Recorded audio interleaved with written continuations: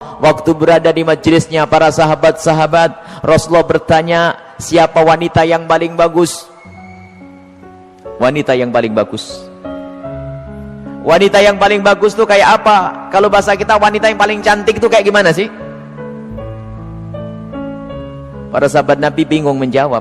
Ada yang ngomong mungkin dalam hatinya berkata, mungkin sholatnya ya, mungkin puasanya, mungkin semuanya pakai mungkin. Pada bingung, pada noleh ke sana kemari, tidak bisa menjawab wanita yang paling mulia itu seperti apa. Sayyidina Ali juga tidak bisa menjawab.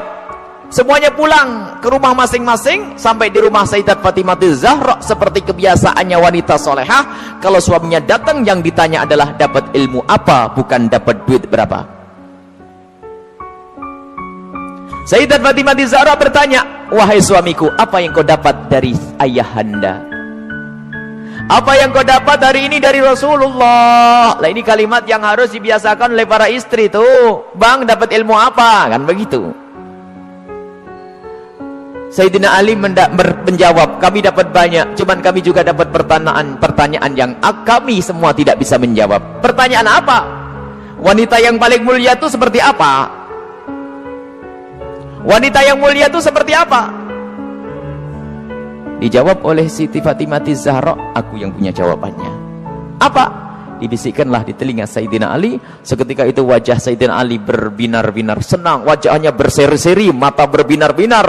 Aku menemukan jawaban. Pasti aku nanti bakal dibanggakan oleh Rasulullah karena sudah punya jawaban. Di esok harinya ketemu lagi dengan Rasulullah. Siapa yang sudah punya jawaban? Para sahabat Nabi masih bingung. Tiba-tiba Sayyidina Ali berkata, kami punya jawaban ya Rasulullah. Siapa wanita yang paling bagus? Dijawab, wanita paling bagus adalah yang tidak pernah melihat laki-laki dan tidak pernah dilihat laki-laki. Rasulullah paham siapa yang ngasih tahu. Siapa yang ngasih tahu? Sayyidina Ali malu. Yang ngasih tahu tentu orang yang paling dekat denganmu ya Rasulullah. Sayyidat Fatimah Zahra yang membisikkan bahwasanya wanita mulia adalah yang tidak pernah melihat laki-laki dan yang tidak pernah dilihat laki-laki. Maknanya apa? Bukan tidak melihat seperti ini, maknanya apa? Kalau dilihat laki-laki nggak senang. Dan kalau ada laki-laki tidak penasaran, siapa itu? Oh hidungnya, oh bukan itu rendah. Dan wanita mulia adalah di saat dilihat laki-laki itu merasa tidak nyaman, bukan malah goyang pinggulnya yang dientahkannya. Ini wanita-wanita rendah, malu kalau dilihat. Kalau merasa ada laki-laki memperhatikan, merasa risih, itu iman di dalam hatinya, itu kemuliaan, itu wanita mulia. Itu maksudnya, bukan lalu menutup, tak boleh dilihat, aku harus di kamar saja. Bukan, keluar dengan cara yang wajar, dengan mahram, dengan kelombongan wanita, dan danannya tidak pamer, yang sederhana. Akan tapi lihat, di saat diperhatikan laki-laki merasa risih hatinya. Kalau semua yang ada di tempat ini merasa seperti itu, itulah pecinta Sayyidat Fatimah yang sesungguhnya. Sekarang rusak zaman, wanita keluar semuanya pengen pamer apa yang ia miliki. Sudah begitu ngaku, aku pengikut Rasulullah, aku sering hadir marhabanan maulid Nabi, ribuan manusia yang datang, aku insya Allah dapat syafaatnya Rasulullah. Tapi nggak nyambung dengan Sayyidat Fatimah Zahra. Jadi kita harus berusaha untuk menjadikan diri para wanita-wanita ini merasa tidak nyaman, tidak senang kalau tubuhnya diperhatikan oleh kaum pria. Ini iman, itu kemuliaan. Jadi tidak nyaman. Dan itu ada sifat-sifat semacam ini. Ada merasa risih. Ada yang Masya Allah kalau sudah diperhatikan merasa, waduh wajahnya mulai putih, kuning, hijau tuh.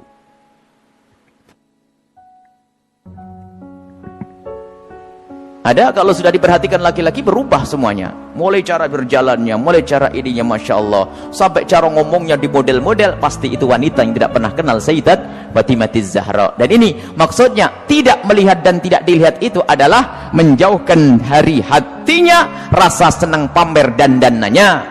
Sampai suara pun dijaga. Suara dijaga Sayyidat Fatimah Zahra, suara dijaga, dan rasa malunya sangat tinggi Sayyidat Fatimah Zahra. Sangat malu, pemalu beliau itu. Pernah suatu ketika berada di teras rumah, bukan di teras, karena rumah jangan dianggap kayak rumah kita. Sebab rumah Rasulullah dengan Sayyidat Fatimah Zahra kalau digambarkan, kalau Masjid Nabawi ini segede ini dulu tuh. Masjid Nabawi kurang lebihnya seperti ini, seperti Masjid Taqwa ini sebelum dikembangkan. Jadi rumah Rasulullah itu, rumah Sayyidat Fatimah Tirza ada 5x5 di situ. Seberangnya ada rumahnya Sayyidi Aisyah, di belakangnya ada rumahnya Sayyidah Saudah. Kemudian nanti istri Rasulullah yang lainnya ada dijajar begitu. Jangan dianggap rumahnya di kampung sana, di kota sini, bukan. Jadi rumahnya hanya kecil-kecil begitu. Sehingga ada fitnah yang pernah disebar bahwasanya Siti Fatimah Zahra pernah ditendang Sayyidina Umar bin Khattab. Ini kan fitnah pada Sayyidina Umar. Memangnya nggak ada yang denger yang lainnya. Kecil begini, kalau sampai Siti Fatimah sampai jerit-jerit nangis pasti kedengaran. Ada ya sekelompok orang yang berdusta mengatakan Siti Fatimah Zahra meninggal karena dipukul oleh Sayyidina Umar bin Khattab, perutnya sampai keluar. Ini lucu cerita ini. Dipikir rumahnya itu di kampung sana ya, kampung sini, bukan. Itu loh rumah Siti Fatimah. Kalau ada di sekitar masjid ini, mepet.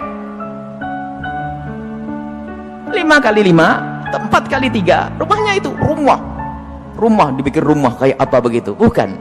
Jadi rumah Rasulullah dan semua keluarganya itu kalau dikumpulkan hanya 200 meter.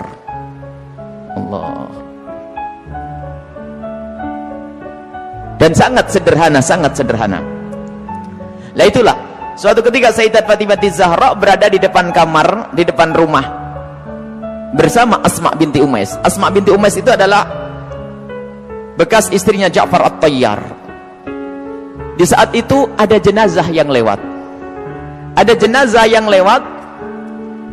Dan di saat ada jenazah yang lewat, tiba-tiba Siti Fatimah menangis. Dan menangisnya nggak kira-kira. Sampai Asma ketakutan. Kenapa wahai binti Rasulillah, wahai putri Rasulullah, engkau menangis seperti itu? Ada apa? Kenapa engkau menangis?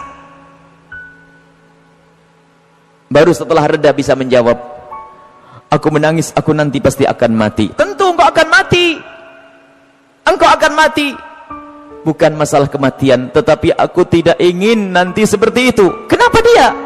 Lihat, semua orang yang meninggal akan diperlakukan seperti itu, dibungkus dengan kain kafan, lalu diangkat di kepalanya manusia, lekuk-lekuk tubuhnya terlihat. Alangkah malunya aku nanti jika aku mati, lalu diangkat di atas kepala manusia, lalu lekuk-lekuk tubuhku terlihat.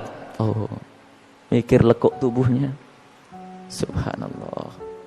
Setelah mati itu yang digambarkan, bukan waktu hidup. Ini ngaku pecinta Fatimah Zahra, ngaku pecinta Sayyidat Fatimah Zahra, tidak pernah merasa risih lekuk tubuhnya dilihat orang.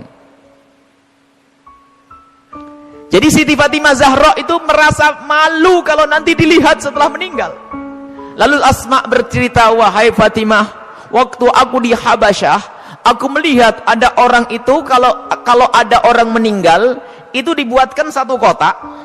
Kemudian mayat dimasukkan ke dalam kotak, kemudian ditutup pelepah korma sehingga tidak kelihatan itu. Kalau bahasa kita keranda. Mendengar jawaban seperti itu, Sayyidat Fatimah Zahra sangat senang dan menyambut dengan kegembiraan. Asma, aku berwasiat, kalau aku mati nanti tolong dibuatkan aku seperti itu. Dan akhirnya setelah Sayyidat Fatimah Zahra meninggal, Asma sendiri yang membuat untuk Sayyidat Fatimah Zahra. Dan inilah di dalam sejarah disebutkan bahwa pertama kali orang pakai keranda di dalam Islam adalah Sayyidat Fatimah Zahra. Bukan masalah pertamanya, tapi kita harus tahu maksudnya apa. Ini loh yang penting.